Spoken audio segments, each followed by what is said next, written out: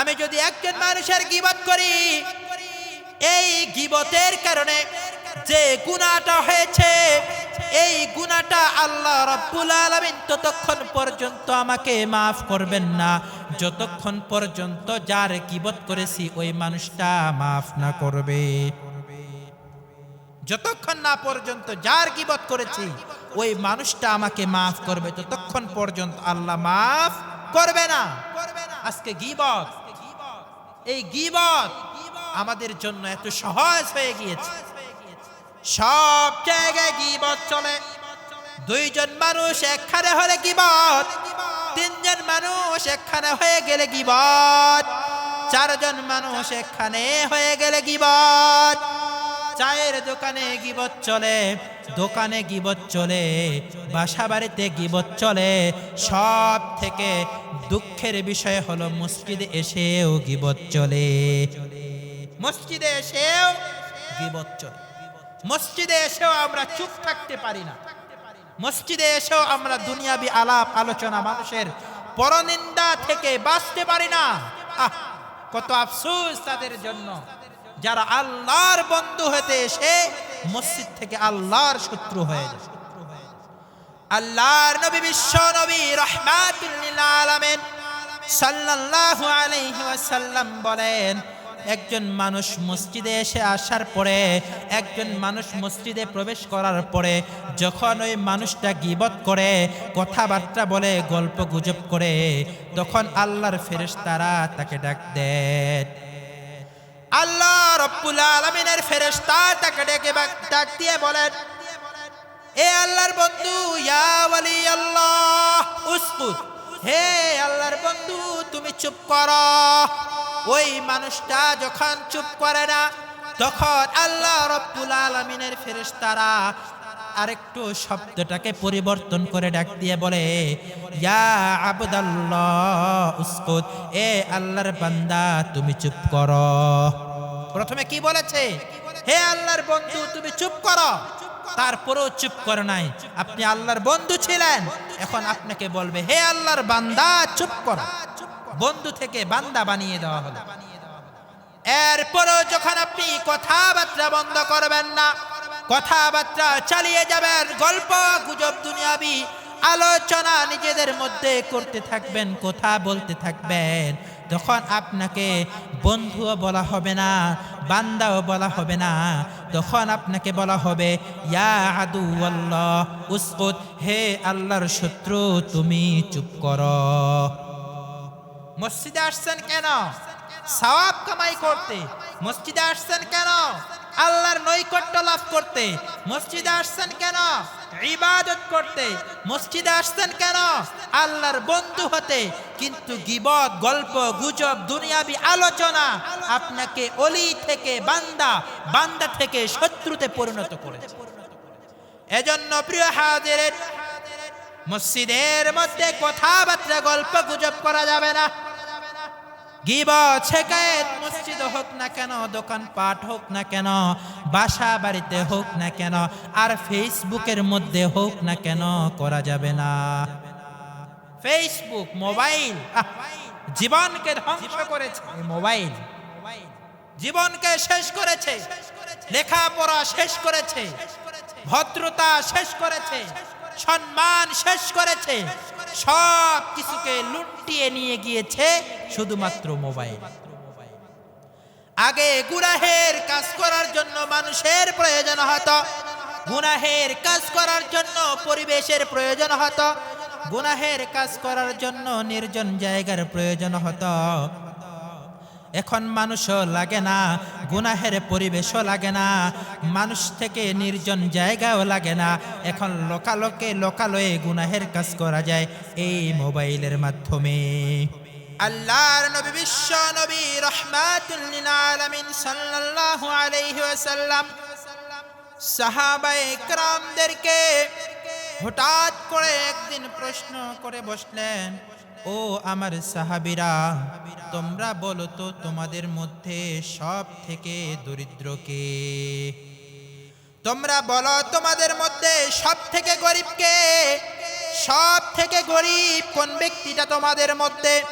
সাহাবায়ে কেরাম মনে মনে ভাবলেন, গরিব তো হলো তারা যাদের অর্থ নাই, সম্পদ নাই, বাড়ি নাই, গাড়ি নাই, যারা সচ্ছলতার সাথে চলতে পারে না, যাদের আয় রোজগার নাই, এই মানুষগুলোকেই মনে হয় গরিব বলা হয়। আল্লাহর রাসূল সাল্লাল্লাহু আলাইহি ওয়াসাল্লাম বললেন, না না না, এই মানুষগুলো দরিদ্র না, এই মানুষগুলো গরিব না। গরিব মানুষের সংজ্ঞা, গরিব মানুষের পরিচয় আমি তোমাদেরকে দিতেছি। তোমরা মনে করেছো যার অর্থ নাই, সম্পদ নাই, টাকা নাই, পয়সা নাই, বাড়ি নাই, গাড়ি নাই, এরা গরিব না, এরা গরিব না। তাহলে গরিব কারা? গরিবের পরিচয় আমি তোমাদেরকে দিতেছি। গরিব হলো তারা যারা কিয়ামতের দিনে হাসরের ময়দানে অনেক পরিমাণ সওয়াব নিয়ে হাজির হবেন। তাদের সওয়াবের পাহাড় থাকবে, পাহাড়। দান সদকা করতে করতে পাহাড় পরিমাণ সওয়াব করে ফেলাইছে। নামাজ পড়তে পড়তে পাহাড় পরিমাণ সওয়াব কামাই করেছে।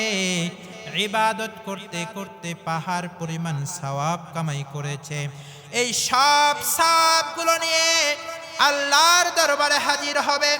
আল্লাহ রাব্বুল আলামিন যখন বিচার কার্য শুরু করবেন, যখন তার হিসাব নিকাশ শুরু করা হবে, তখন তার হিসাবের বেলায় এসে গ্যামজাম লেগে যাবে। সওয়াবের অভাব নাই, অনেক পরিমাণ সওয়াব নিয়ে হাসরের ময়দানে আসছে। পাহাড় পরিমাণ সওয়াব, এক পাহাড় না, কয়েক পাহাড় পরিমাণ সওয়াব, সওয়াবের পাহাড় নিয়ে আল্লাহর দরবারে হাজির। কিন্তু যখনই তার হিসাবটা শুরু করা হলো, তখনই গিয়ে সমস্যা শুরু হয়ে গেল। একজন ব্যক্তি এসে হাজির হয়ে যাবে, আল্লাহ রাব্বুল আলামিনকে বলবেন, আল্লাহ, এই মানুষটা দুনিয়ার মধ্যে আমাকে অন্যায়ভাবে প্রহার করেছিল, আমার উপরে জুলুম করেছিল, আমি তার জুলুমের বদলা চাই। আল্লাহ রাব্বুল আলামিন ওই বান্দাকে বলবেন, তোমার যে পরিমাণ সওয়াব আছে তার সওয়াবের কিছু অংশ তুমি তাকে দিয়ে দাও।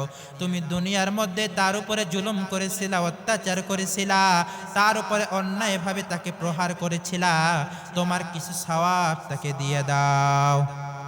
পাহাড় পরিমাণ সওয়াব থেকে কিছু সওয়াব ওই ব্যক্তিকে দিয়ে দেওয়া হবে। কিছুক্ষণ পরে আরেকজন ব্যক্তি এসে হাজির হয়ে যাবে। আল্লাহ রাব্বুল আলামিনের দরবারে নালিশ করবে, না আল্লাহ রাব্বুল আলামিন, এই মানুষটা দুনিয়ার মধ্যে আমাকে গালিগালাজ করেছিল, আমি এর বদলা চাই। আল্লাহ রাব্বুল আলামিন তাকেও কিছু সওয়াব দিয়ে দিতে বলবেন, তাকেও কিছু সওয়াব দিয়ে দেওয়া হবে। পরবর্তীতে আরেকজন মানুষ এসে মামলা দায়ের করে দিবেন, আয় আল্লাহ রাব্বুল আলামিন, এই মানুষটা দুনিয়ার মধ্যে আমার গীবত করেছিল, আমার সম্মানহানি করেছিল, আমার ব্যাপারে মানুষের কাছে, মানুষের দ্বারে দ্বারে, মানুষের কানে কানে আমার ব্যাপারে খারাপ পরামর্শ দিয়েছিল, খারাপ কথা বলেছিল, আমি এর প্রতিদান চাই। আল্লাহ রাব্বুল আলামিন তাকেও কিছু সওয়াব দিয়ে দিতে বলবেন, তার মামলা শেষ করে দেওয়া হবে। এরকম করতে করতে করতে করতে একজনের পরে একজন আস্তে আস্তে আস্তে আস্তে সওয়াবগুলো দিতে দিতে তার পাহাড় পরিমাণ সওয়াবগুলো সব শেষ হয়ে যাবে, তার কোনো সওয়াব বাকি থাকবে না। এরপরে আরেকজন ব্যক্তি আসবে, বলবে, আয় আল্লাহ রাব্বুল আলামিন, আমি দুনিয়ার মধ্যে গরিব ছিলাম, আমার অর্থ সম্পদ ছিল না, আমি জীবিকা উপার্জন করার জন্য শ্রম দিতাম, রিক্সা চালাইতাম। এই মানুষটা বড় খারাপ ছিল, আমার উপরে অন্যায়ভাবে জুলুম করেছে, অত্যাচার করেছে, আমি তার জুলুমের প্রতিদান চাই। আল্লাহ রাব্বুল আলামিন বলবেন, ও বান্দা, তোমার পাহাড় পরিমাণ সওয়াব ছিল, সব সওয়াবগুলো তোমার দিতে দিতে শেষ হয়ে গিয়েছে, এখন তুমি কি করবা, কি দিবা, তোমার কাছে দেওয়ার মতো কিছু নাই। ওই বান্দা শুধু হতভম্ব হয়ে সব তাকিয়ে থাকবে, তার কিছুই করার থাকবে না। আল্লাহ রাব্বুল আলামিন ওই গরিব রিকশাওয়ালা রিকশা চালককে বলবে, তোমার জীবনে যে গুনাহগুলো তুমি কামাই করেছিলা, যেই অপরাধগুলো তুমি কামাই করেছিলা, এই গুনাহগুলো এই অপরাধগুলোর কিছু অংশ তুমি এই মানুষটাকে দিয়ে দাও, তোমাকে এর পরিবর্তে ক্ষমা করে দেওয়া হবে। পরে কি করবে? ওই রিকশাওয়ালা তার জীবনের কিছু গুনাহ এই ভালো মানুষের আমল নামায় দিয়ে সওয়াবগুলো সব শেষ হয়ে গেল। সব সওয়াবগুলো শেষ হয়ে যাওয়ার পরে এখন কি দেবে? কিছুই নাই। অবশেষে হকদারের কাছ থেকে এখন গুনাহগুলো নিতে হইতেছে। পাহাড় পরিমাণ সওয়াব নিয়ে হাসরের ময়দানে যাওয়ার পরেও দুনিয়ার মধ্যে মানুষের হক না আদায় করার কারণে, মানুষের উপরে জুলুম অত্যাচার করার কারণে, মানুষের হক না দেওয়ার কারণে এই পাহাড় পরিমাণ সওয়াব সেদিন বিলীন করতে করতে শেষ হয়ে যাবে। সব শেষ হয়ে যাবে। এত সওয়াব সব শেষ। কেন? তার কারণ হলো দুনিয়ার মধ্যে মানুষের হক আদায় করে নাই, মানুষের উপরে জুলুম করেছে, অত্যাচার করেছে। রিকশাওয়ালা, গরিব, শ্রমিক তাদের সাথে খারাপ ব্যবহার করেছে, চর মেরেছে, তাকে আঘাত করেছে, তাকে গালি দিয়েছে। আজকে আমরা রিকশায় ওঠার পরে নিজেকে কি মনে করি? রিকশাওয়ালাদের উপরে জুলুম করি, শ্রমিকদের উপরে জুলুম করি, গরিবদের উপরে জুলুম করি। জুলুমের শেষ নাই, সবখানে আমাদের জুলুম। রিকশাওয়ালার গায়ে যে হাত তুললেন, জানেন এর কি পরিণাম হতে পারে? রিকশাওয়ালার গায়ে হাত তোলার পরিণাম কি হতে পারে জানেন আপনি? জানেন না। কেন জানেন না? তার কারণ হলো আপনার ভিতরে দিনের ইলম নাই, দিনের জ্ঞান নাই। আল্লাহর রাসূল সাল্লাল্লাহু আলাইহি ওয়াসাল্লাম হাদিসের মধ্যে বলেছেন, আয-যুলমু যুলমাতুন ইয়াউমাল কিয়ামাহ, কিয়ামতের দিন এই জুলুমে অত্যাচারটা তোমার সামনে অন্ধকার হয়ে আসবে। যেই অন্ধকারের কারণে তুমি জান্নাতে যেতে পারবা না, এই অন্ধকার তোমাকে জাহান্নামের দিকে ঠেলে দিবে। আল্লাহর নবী, বিশ্ব নবী, রাহমাতুল লিল আলামিন সাল্লাল্লাহু আলাইহি ওয়াসাল্লাম হযরত মুআজ রাদিয়াল্লাহু তাআলা আনহুকে যখন ইয়ামেনের গভর্নর হিসেবে পাঠিয়ে দিতেছেন, তখন তাকে সাবধান করে দিয়ে বললেন, তুমি মাজলুমদের বদদুয়া থেকে সাবধান থাকবা, কারণ মাজলুমের বদদুয়া আর আল্লাহ রাব্বুল আলামিনের মাঝখানে কোনো পর্দা থাকে না। মাজলুমের বদদুয়া আর আল্লাহর সামনে কোনো পর্দা থাকে না। আপনি একজন গরিব রিকশা চালক, অসহায় দিন মজুরের মনের মধ্যে কষ্ট দিয়েছেন, আঘাত দিয়েছেন, সে কিছুই বলবে না, কিছুই করবে না, শুধু আহ শব্দটা বলে আল্লাহর দরবারে ফরিয়াদ করবে, আল্লাহ আপনার কাছে ছেড়ে দিলাম, আপনার জিম্মায় ছেড়ে দিলাম, আপনি বিচার করবেন। আপনার বিচার সাধারণ কোনো বিচার হবে না, আপনার বিচার হবে আল্লাহর দরবারে, আল্লাহর আদালতে, যেদিন আপনি পার পাইতে পারবেন। এজন্য প্রিয় হাজিরিন, মানুষের উপরে জুলুম করা যাবে না, অত্যাচার করা যাবে না, মানুষকে অন্যায়ভাবে আঘাত করা যাবে না, মানুষের গীবত শিকায়েত করা যাবে না, মানুষকে গালিগালাজ করা যাবে না, মানুষের সম্পদ অন্যায়ভাবে ভক্ষণ করা যাবে না, মানুষের সম্পদ অন্যায়ভাবে ভক্ষণ করা যাবে না।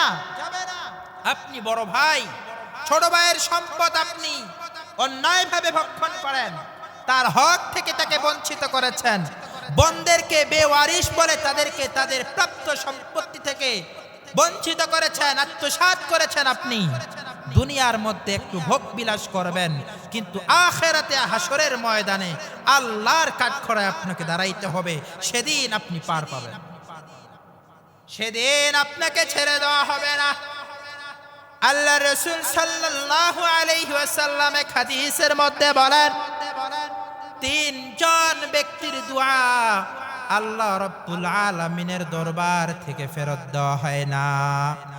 3 শ্রেণীর মানুষের দোয়া আল্লাহ রাব্বুল আলামিন দুনিয়ার মধ্যে ফেরত দেন না। 1 নাম্বার হলো ইফতারের সময় রোজাদার ব্যক্তির দোয়া। 2 নাম্বার হলো ন্যায়পরায়ণ শাসকের দোয়া। 3 নাম্বার হলো মাজলুম ব্যক্তির বদদুয়া।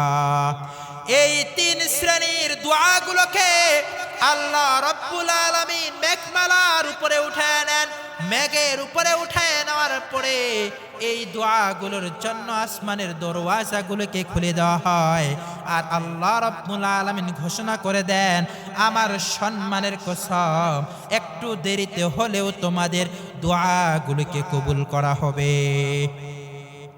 আল্লাহ রাব্বুল আলামিন কসম দিয়ে বলেন, আমার সম্মানের কসম, একটু দেরিতে হলেও তোমাদের দোয়াগুলোকে কবুল করা হবে। এজন্য প্রিয় হাজিরিন, মাসলুমের বদদুয়া থেকে বেঁচে থাকতে হবে। মানুষের হক আদায় করতে হবে। মানুষের গাছ থেকে আপনি ফল খেয়েছেন, মানুষের ফলস গাছ, কত আশা কত স্বপ্ন নিয়ে গাছ লাগাইছে, আপনি তার গাছ থেকে ফল চুরি করে খাইলেন। এই ফলের প্রতি তার সন্তানদের কত স্বপ্ন ছিল, নিজের গাছের ফল খাবে। আপনি তাদের সব স্বপ্নগুলোকে ভেঙে দিয়ে আপনি আরাম চেয়ে ফলটাকে চুরি করে নিয়ে এসে খেয়ে ফেললেন। তাদের মনে যে কষ্ট দিলেন, তারা কিছু বলবে না, তারা কিছু করবে না, শুধু অন্তর দিয়ে বলবে আল্লাহ আপনি বিচার করেন।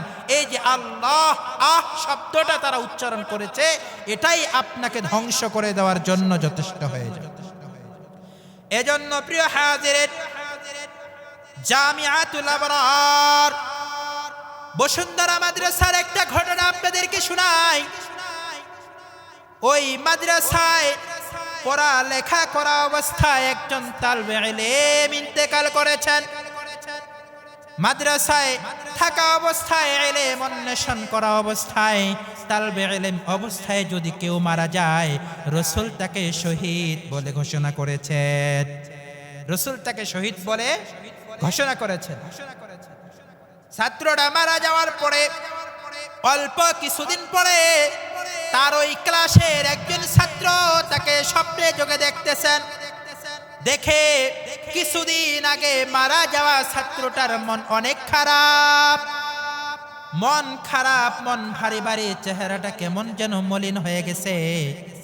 ওই সাথী ভাই ওই ছাত্রটা তার ওই ছাত্রকে জিজ্ঞেস করলেন, আল্লাহ আপনার সাথে কেমন আচরণ করেছে, কেমন ব্যবহার করেছে? ওই ছাত্রটা বলে, আমার জীবনের সব গুনাহগুলিকে মাফ করে দেওয়া হয়েছে, কিন্তু আমার একটা গুনাহকে মাফ করে দেওয়া হয় নাই, একটা অপরাধকে মাফ করে দেওয়া হয় নাই।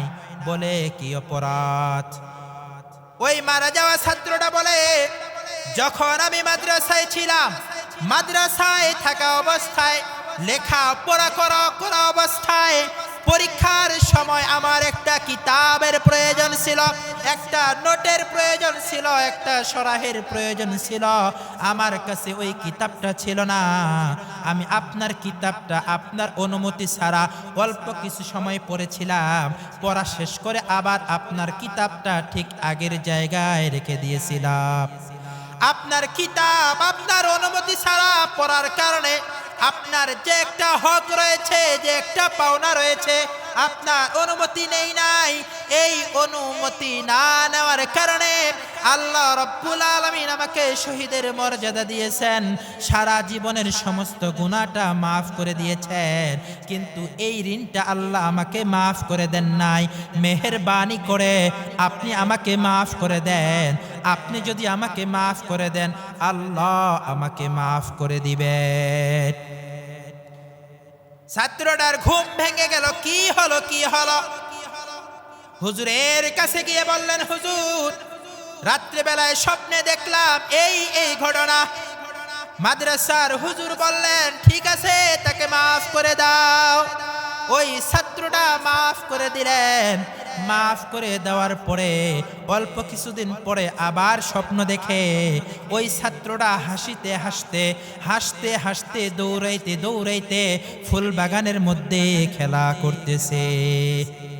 এজন্য প্রিয় হাজিরিন, রাসূল সাল্লাল্লাহু আলাইহি ওয়াসাল্লাম যার জন্য শহীদের সুসংবাদ দিয়েছেন, শহীদের মর্যাদার সুসংবাদ দিয়েছেন, তালবে ইলম অবস্থায় মারা গেলে সে শহীদের মর্যাদা পায়।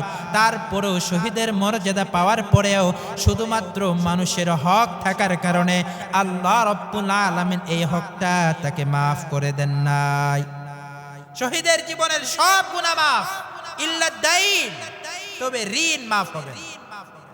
শহীদ কাকে বলা হয়? যে মানুষটা তরবারির সামনে দিনকে বিজয় করার জন্য, আল্লাহকে রাজি খুশি করার জন্য নিয়তকে খালেস রেখে কাফের মুশরিক বেদিনদের সাথে জিহাদ করতে করতে নিজের জীবনকে উৎসর্গ করে দিয়েছে, ওই মানুষটার জীবনের সব গুনাহগুলো মাফ হয়ে যায়, কিন্তু ঋণ মাফ হয় না। ঋণ মানে কি? ঋণ মানে যে শুধু টাকা পয়সা ঋণ নেওয়া, কর্জ নেওয়া, বিষয়টা এরকম নয়। ঋণ মানে হলো হুকুকুল ইবাদ। মানুষের গুনাহ দুই ধরনের হয়, একটা হলো হুকুকুল্লাহ আর একটা হলো হুকুকুল ইবাদ। একটা হলো আল্লাহর হক, আপনি নামাজ পড়েন নাই, আপনি রোজা রাখেন নাই, আপনি হজ করেন নাই, এই সবগুলো হলো হুকুকুল্লাহ।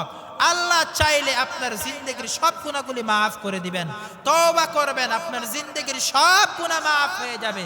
কিন্তু হুকুকুল ইবাদ, এটা তওবা করলেও মাফ হয় না, এটা আল্লাহ রাব্বুল আলামিন মাফ করবেন না যতক্ষণ না পর্যন্ত ওই ব্যক্তি আপনাকে মাফ করবে যার সাথে এই হকটার সম্পর্ক রয়েছে। এজন্য আমি স্পষ্ট ভাষায় বলছি, রিকশাওয়ালাদের গায়ে হাত তোলা থেকে সাবধান, শ্রমিকদের সাথে খারাপ ব্যবহার করা থেকে সাবধান, দিনমজুরদের সাথে খারাপ ব্যবহার করতে সাবধান, যারা গরিব, এতিম, অসহায় তাদেরকে গালিগালাজ করতে, ধমক দিতে সাবধান। কখনো তাদের সাথে খারাপ ব্যবহার করবেন না, কখনো জুলুম করবেন না।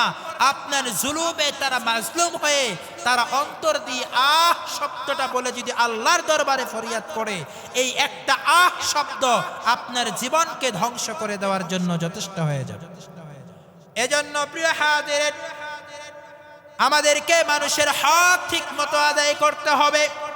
মানুষকে গালিগালাজ করা যাবে না, এটাও মানুষের হক। আমি যদি একজন মানুষকে অন্যায়ভাবে গালি দেই, ওই মানুষটা যতক্ষণ না পর্যন্ত আমাকে মাফ করবে ততক্ষণ পর্যন্ত আল্লাহ আমাকে মাফ করবেন না। আমি যদি একজন মানুষের গীবত করে, আমি যদি একজন মানুষের গীবত করি, এই গীবতের কারণে যে গুনাহটা হয়েছে, এই গুনাহটা আল্লাহ রাব্বুল আলামিন ততক্ষণ পর্যন্ত আমাকে মাফ করবেন না যতক্ষণ পর্যন্ত যার গীবত করেছি ওই মানুষটা মাফ না করবে। যতক্ষণ না পর্যন্ত যার গীবত করেছি ওই মানুষটা আমাকে মাফ করবে ততক্ষণ পর্যন্ত আল্লাহ মাফ করবে না। আজকে গীবত, এই গীবত আমাদের জন্য এত সহজ হয়ে গিয়েছে। সব জায়গায় গীবত চলে। দুইজন মানুষ একখানে হলে গীবত, তিনজন মানুষ একখানে হয়ে গেলে গীবত, চারজন মানুষ একখানে হয়ে গেলে গীবত। চায়ের দোকানে গীবত চলে, দোকানে গীবত চলে, বাসা বাড়িতে গীবত চলে। সব থেকে দুঃখের বিষয় হলো মসজিদে এসেও গীবত চলে। মসজিদে এসেও গীবত চলে। মসজিদে এসেও আমরা চুপ থাকতে পারি না। মসজিদে এসেও আমরা দুনিয়াবি আলাপ আলোচনা, মানুষের পরনিন্দা থেকে বাঁচতে পারি না। কত আফসোস তাদের জন্য যারা আল্লাহর বন্ধু হতে এসে মসজিদ থেকে আল্লাহর শত্রু হয়ে যায়। আল্লাহর নবী, বিশ্ব নবী, রাহমাতুল লিল আলামিন সাল্লাল্লাহু আলাইহি ওয়াসাল্লাম বলেন, একজন মানুষ মসজিদে এসে আসার পরে, একজন মানুষ মসজিদে প্রবেশ করার পরে যখন ওই মানুষটা গীবত করে, কথাবার্তা বলে, গল্প গুজব করে, তখন আল্লাহর ফেরেশতারা তাকে ডাক দেন। আল্লাহ রাব্বুল আলামিনের ফেরেশতা তাকে ডাক দিয়ে বলেন, এ আল্লাহর বন্ধু, ইয়া ওয়ালি আল্লাহ উসকুত, হে আল্লাহর বন্ধু তুমি চুপ করো।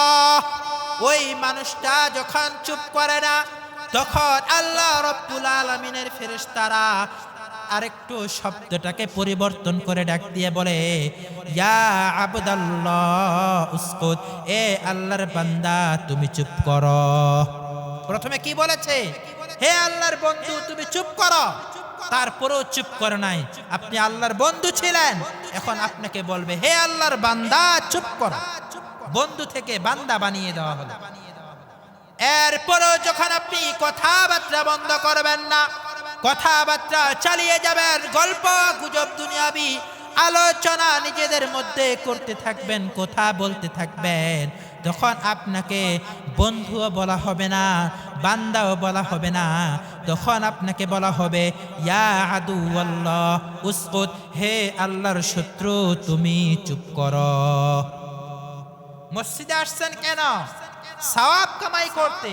মসজিদে আসছেন কেন? আল্লাহর নৈকট্য লাভ করতে। মসজিদে আসছেন কেন?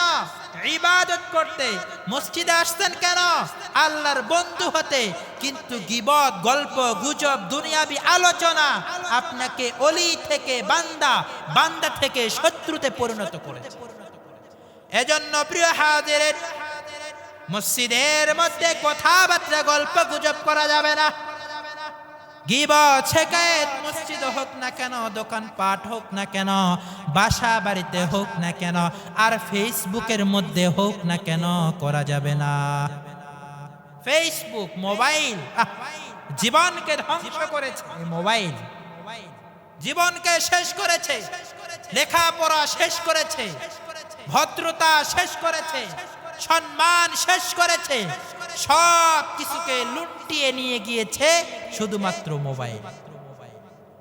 আগে গুনাহের কাজ করার জন্য মানুষের প্রয়োজন হতো, গুনাহের কাজ করার জন্য পরিবেশের প্রয়োজন হতো, গুনাহের কাজ করার জন্য নির্জন জায়গার প্রয়োজন হতো। এখন মানুষও লাগে না, গুনাহের পরিবেশও লাগে না, মানুষ থেকে নির্জন জায়গাও লাগে না। এখন লোকালয়ে গুনাহের কাজ করা যায় এই মোবাইলের মাধ্যমে। এজন্য মোবাইলের মাধ্যমেও গীবত শিকায়েত করা যায়। এজন্য প্রিয় হাজিরিন, গীবত শিকায়েত, মানুষের নিন্দা পরনিন্দা, মানুষের চগলখড়ি, একজনের কথা আরেকজনের কানে গিয়ে লাগিয়ে দেওয়া, আরেকজনের কথা আরেকজনের কানে গিয়ে লাগিয়ে দেওয়া, এই সবগুলো থেকে আমাদেরকে বেঁচে থাকতে হবে। কারণ এগুলো কাজের সাথে যদি আমরা জড়ায় যাই, তাহলে এই যে হুকুকুল ইবাদ, এটা যে আমাদের উপরে আসলো, এজন্য কাল কিয়ামতের ময়দানে দুনিয়া থেকে এমনিতেই তো নেকি কামাই করতে পারি না, এমনিতেই তো আমাদের সওয়াব নাই, এমনিতেই তো আমরা ইবাদত বন্দেগী করতে পারি না।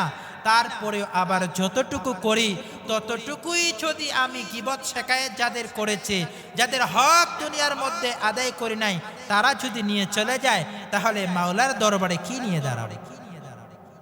মাওলার দরবারে কি নিয়ে দাঁড়াবো? কি নিয়ে জান্নাতে যাব আপনি আর আমি?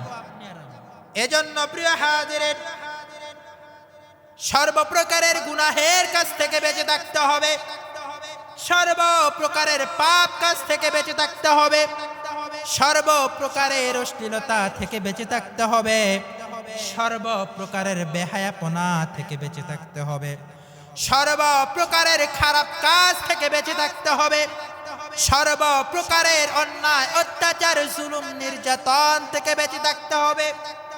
আল্লাহ রাব্বুল আলামিনের ইবাদত বন্দেগী করতে হবে।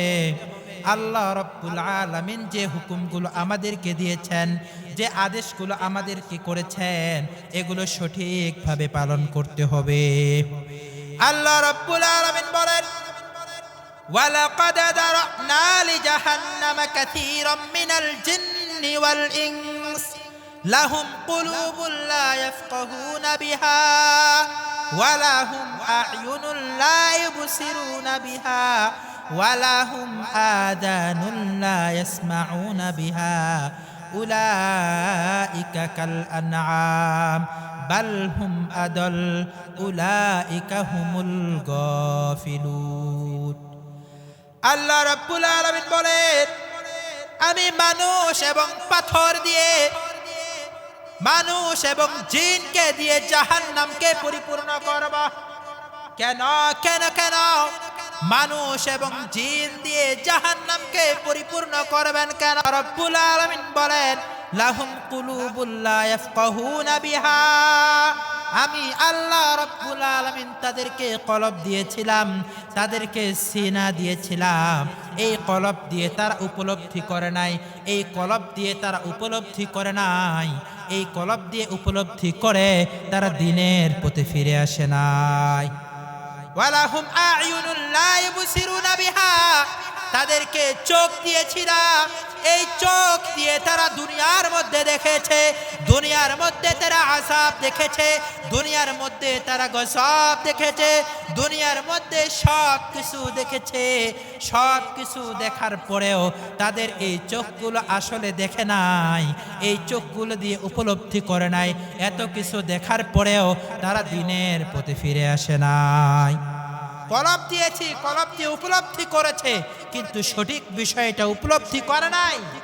চোখ দিয়েছি, চোখ দিয়ে দেখেছে, সব দেখেছে, কিন্তু সঠিক বিষয়টা তারা দেখে নাই। ওয়ালাহুম আযানুল লা ইয়াসমাউনা বিহা, আমি আল্লাহ রব্বুল আলামিন তাদেরকে কান দিয়েছিলাম, কিন্তু এই কান দিয়ে দিনের বিষয়গুলো তারা শুনে নাই। তারা শুনেছে এই কান দিয়ে গান বাজনা, টেলিভিশন, এই সবগুলো শুনেছে, কিন্তু দিনের কথা তারা শুনে নাই। দিনের কথা শুনেছে, কিন্তু একদিকে শুনেছে আরেক দিকে বের করেছে, একদিকে শুনেছে আরেক দিকে বের করেছে। শোনার মতো তারা শুনে নাই, কলব দিয়ে বুঝে নাই, চোখ দিয়ে দেখে নাই, কান দিয়ে শুনে নাই। তার মানে কি? সবকিছু করেছে, কিন্তু যেভাবে করার দরকার ছিল তারা করে নাই। আজকে যারা আপনারা মসজিদে এসেছেন, আপনাদের মধ্যে কারো বয়স হলো 40 বছর, কারো বয়স হলো 50 বছর, কারো বয়স 60 বছর, কারো বয়স 70 বছর। আপনার এই 40, 50, 60, 70 বছরে আপনি কতদিন জুমার মসজিদে এসেছেন এর সঠিক হিসাব আপনার জানা নাই। কতদিন আপনি জুমার নামাজের জন্য মসজিদে এসেছেন, কত হাজার হাজার বয়ান আপনি শুনেছেন, কত ওয়াজ আপনি শুনেছেন, কোরআনের কত বাণী আপনি শুনেছেন, এই সবগুলো শুনেছেন, কিন্তু যেভাবে শোনার দরকার ছিল সেভাবে শুনেন নাই, যেভাবে উপলব্ধি করার দরকার ছিল সেভাবে করেন নাই। শুধুমাত্র শুনেছেন, কানের খোরাক শুধুমাত্র দেখেছেন, চোখের খোরাক শুধুমাত্র অন্তর দিয়ে উপলব্ধি করেছেন, অন্তরের খোরাক, কিন্তু যেভাবে উপলব্ধি করার দরকার ছিল, দিনের দিকে ফিরে আসার কথা ছিল, আপনি সেটা করেন নাই। এজন্য আল্লাহ রাব্বুল আলামিন বলেন উলাইকা কাল আনআম, এরা হলো চতুষ্পদ জন্তু, বালহুম আদল, বরং এই চতুষ্পদ জন্তুর থেকেও তারা নিকৃষ্ট। তারা কি? চতুষ্পদ জন্তুর থেকেও নিকৃষ্ট। গরু, ছাগল, হাঁস, মুরগি, তাদের চোখ আছে, কান আছে, কিন্তু তারা কোনটা সঠিক, কোনটা হালাল, কোনটা হারাম, কোনটা সুদ, কোনটা ঘুষ, কোনটা ন্যায়, কোনটা ন্যায়, কোনটা সঠিক, কোনটা বেঠিক, কোনটা ভুল, কোনটা সত্য, কোনটা সত্য, কোনটা মিথ্যা, এই সবগুলো গরু, ছাগল, হাঁস, মুরগি যেরকম তমিজ করতে পারে না, পার্থক্য করতে পারে না, ঠিক তদ্রূপ আপনার আমার মতো কিছু মানুষ আছে যারা এই চতুষ্পদ জন্তু থেকেও নিকৃষ্ট। তারাও এই বিষয়গুলো কি করতে পারে না, তমিজ করতে পারে। এজন্য প্রিয় হাজিরিন, একটা মুরব্বির ঘটনা আপনাদেরকে শোনাই। একজন মুরব্বি, বয়স 70 থেকে 80 বছর হয়েছে। সে তার ছোট্ট নাতিটাকে নিয়ে এক মাহফিলের মধ্যে গিয়েছে ওয়াজ শুনতে, বয়ান শুনতে। মাহফিলের মধ্যে গিয়েছে, ওয়াজ শুনবে, বয়ান শুনবে, সাথে করে ছোট্ট নাতিটাকে নিয়ে গিয়েছে। ছোট্ট নাতিকে সাথে নিয়ে মাহফিল শুনতে গেলেন। মাহফিল শুনতে যাওয়ার পথে রাস্তার মধ্যে একটা নদী পার হইতে হয়। তা এই দাদু তার নাতিকে কাদের মধ্যে নিয়ে নদীটা পার হয়ে মাহফিল শোনার জন্য গেছেন। মাহফিল শোনার জন্য গেলেন। যাওয়ার পরে লম্বা সময় পর্যন্ত বয়ান শুনলেন। বয়ানের মধ্যে বক্তা সাহেব আলোচনা করতে করতে পুরুষের সতর নিয়ে আলোচনা করলেন। পুরুষের সতর হলো নাভি থেকে নিয়ে হাঁটু পর্যন্ত। হাঁটুর উপরে কাপড় তোলা যাবে না, হাঁটুর উপরে কাপড় তুললে কবিরা গুনাহ হবে। এই কথাটা দাদুও শুনেছে, নাতিও শুনেছে। দুইজনে শোনার পরে বয়ান শেষ হলো। মাহফিল শুনে যখন দুইজনে বাসার দিকে আসতেছে, আস্তে আস্তে পথিমধ্যে যে নদীটা পার হয়ে গিয়েছিল ওই নদীর সামনে এসে দাদু তার নাতিকে তার কাঁধে নিয়েছে। কাঁধে নেওয়ার পরে কাপড়গুলো যেন ভিজে না যায়, কাপড়গুলো যেন পানিতে না পড়ে যায়, এজন্য দাদু এই কাপড়গুলোকে উপরে তোলা শুরু করলেন। ছোট্ট নাতিটা ডাক দিয়া বলে, ও দাদু আমার, হুজুর তো বলেছিল হাঁটুর উপরে কাপড় তোলা কবিরা গুনাহ, আপনি কেন হাঁটুর উপরে কাপড় তুলতেছেন? হাঁটুর উপরে কাপড় তুললে আপনার গুনাহ হবে। হুজুর তো বলেছে মাহফিলের মধ্যে হাঁটুর উপরে কাপড় তুললে কি হবে? কবিরা গুনাহ হবে। তাহলে আপনি কেন হাঁটুর উপরে কাপড় তুলতেছেন?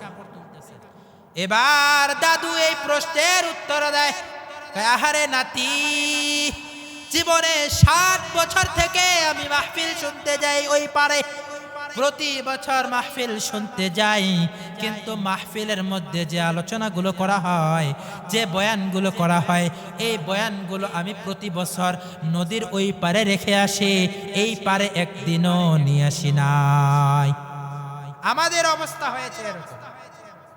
মসজিদে এসেছি, প্রত্যেক শুক্রবার বয়ান চলতেছে, মোবাইলের মধ্যে বয়ান শুনতেছি, মাহফিল হচ্ছে, গ্রামে গ্রামে মাহফিল, মসজিদে মসজিদে মাহফিল, বয়ান, ইসলাহি বয়ান, সব কিছু চলতেছে। কিন্তু এই সবগুলো যেখান থেকে শুনি সেখানেই নিয়ে রেখে যাই, বাসায় নিয়ে যাওয়ার মতো আমাদের সৌভাগ্য হয় না। এজন্য প্রিয় হাজিরিন, আজকে থেকে নিয়ত করেন, আজকে থেকে ইরাদা করেন যে আজকে থেকে পাক্কা নিয়ত করলাম, প্রত্যেক শুক্রবারে মসজিদে আসবো, হুজুরের বয়ান শুনবো, হুজুরের বয়ান থেকে সব কথাগুলোকে না পারলেও অন্তত একটা বিষয়কে আমি আমার জীবনে ফিট করে নিব। এরকমটা যদি করতে পারেন, প্রত্যেক শুক্রবারে একটা একটা আমল যোগ হবে, একটা একটা গুনাহ ছেড়ে দিবেন ইনশাআল্লাহ। আল্লাহর উপরে তাওয়াক্কুল রেখে আমি বলতে পারি, এই কাজটা যদি আপনি করতে পারেন, মৃত্যুর আগে আপনি আল্লাহর খাস ওলি হয়ে যাবেন।